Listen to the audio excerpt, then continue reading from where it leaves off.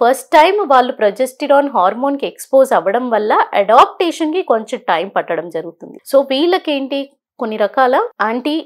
Vomiting కి సంబంధించిన medicines కానీ, దానికంటే ముందుగా విటమిన్ B6 పైరిడాక్సిన్ మెడిసిన్స్ కానివ్వండి, డాక్సలమైన్ మెడిసిన్స్ కానివ్వండి, ఇవి ఇవ్వడం వల్ల కొంతవరకు బబల్స్ కి డిస్టర్బెన్సెస్ అనేది తగ్గించి వాళ్ళు ఫుడ్ తీసుకోవడంలో కానీ, వాటర్ తీసుకోవడంలో కానీ, లిక్విడ్స్ తీసుకోవడంలో కానీ ఏ ఇబ్బంది రాకుండా ఉంటుంది. సో కొంతమంది వీటికి రెస్పాండ్ అవ్వనప్పుడు వాళ్ళకి యాంటీహిస్టమైన్స్ లైక్ ఆండెన్సెట్రాన్ కానివ్వండి లేదా జోఫర్, కొన్ని రకాల మెడిసిన్స్ అంటూ మీరు గైనకాలజిస్ట్ ని కన్సల్ట్ అయినట్టయితే, నేను ఏదైతే వెయిట్ లాస్ 3% వెయిట్ లాస్ వరకు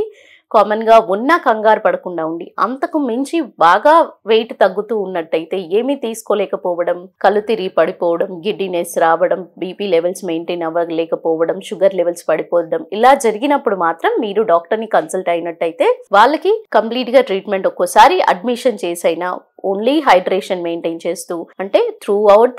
ఒక 1 to 2 days వరకు ఏమీ నోటి ద్వారా ఇవ్వకుండా ఓన్లీ గ్లూకోజ్ కానీ, ఐవీ లైన్స్ అంటారు, ఐవీ ఫ్లూయిడ్స్ మీద పెట్టి వాళ్ళల్లో డైల్యూషన్ శాతం అనేది పెంచి కొంచెం కొంచెంగా నెమ్మదిగా లిక్విడ్ స్టార్ట్ చేసి నెమ్మదిగా వాళ్ళకి బ్లాక్ డైట్ ఫుడ్ తీసుకోవడము నెమ్మదిగా స్టార్ట్ చేసి